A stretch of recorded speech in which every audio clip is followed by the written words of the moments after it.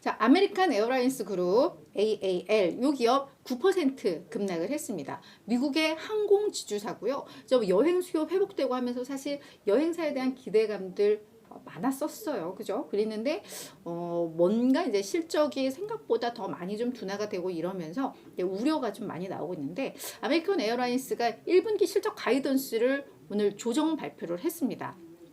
20일 날 이제 실적 발표를 하는데 그 앞에 앞서서 이제 먼저 약간 이렇게 맛보기를 좀 준 건데 먼저 이 조정 EPS 이 전망치 1분기 전망치를 당초에는 우리 그냥 손익 분기점 수준 될 거야 라고 이야기를 했었거든요. 그동안 계속 적자 기록하다가 이제는 약간 이게 똔똔 될 거야 라고 했는데 이걸 0.01에서 0.05달러 기록할 것 같아.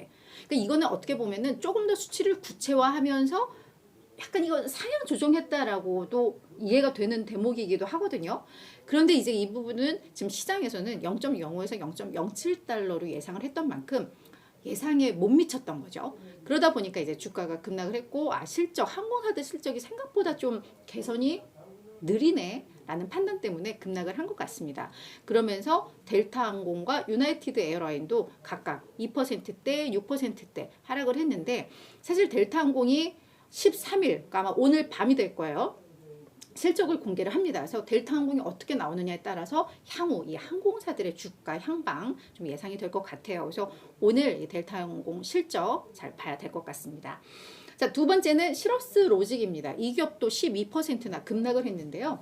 뭐 오디오 및 고성능 혼합 신호칩 전문 설계업체입니다. 그러니까 이게 반도체 칩을 만드는 회사인데 요 시러스 로직 같은 경우에는 애플의 공급 체인으로도 꽤 알려져 있죠.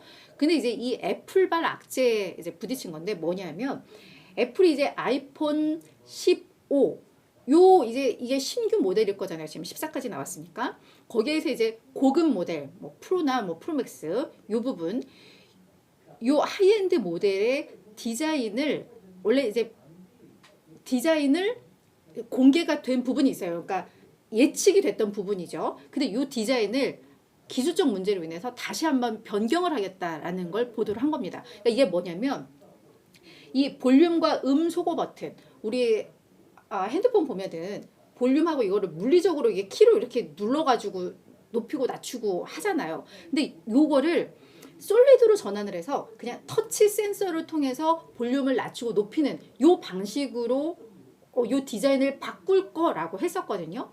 대신에 요 물리적 버튼이 사라지고 터치 센서가 되면 이게 실제로 작용했는지 보려면 이렇게 누르면서 터치를 하면서 거기서 이렇게 진동을 느끼잖아요.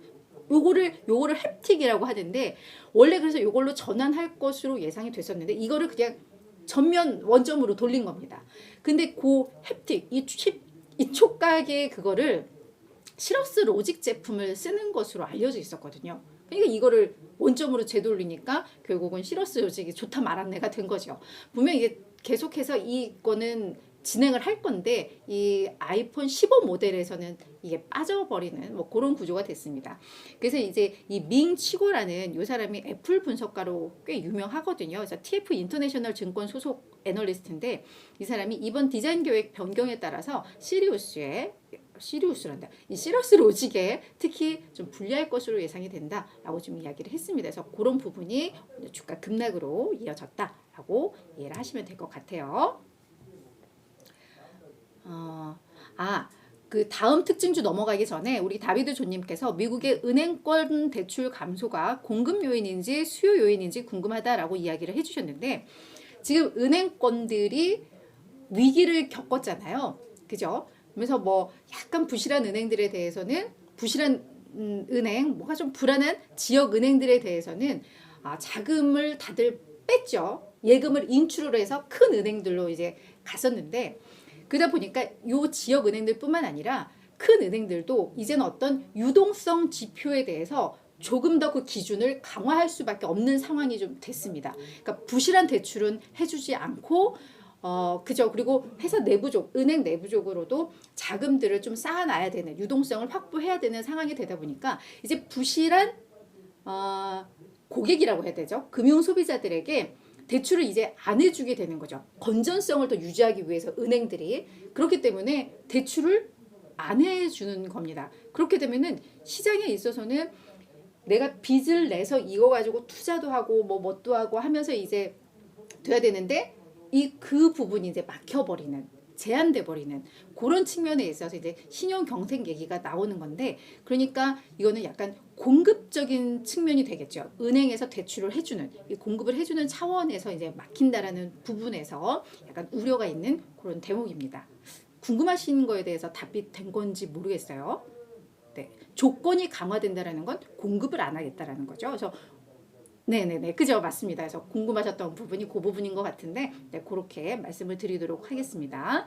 네, MG5님은 아이폰의 아이덴티티가 없어지는 것에 좀 슬퍼요. 맞아요. 그 디자인 변경이 또 하나의 뭐 혁신 뭐 이럴 수 있었는데 좀 아쉬운데, 기술 부분의 문제가 잘 해결이 되면 이것도 해결이 될 것으로 예상이 되고 있습니다. 네, 근데 저는 삼성을 써서 네, 아이폰이 뭐 어떻게 될지는 사실은 큰 관심은 없습니다만, 네, 아이폰 쓰는 분들 또 투자하시는 분들 같은 경우에는 네, 좀 민감하게 반응을 하실 것 같아요.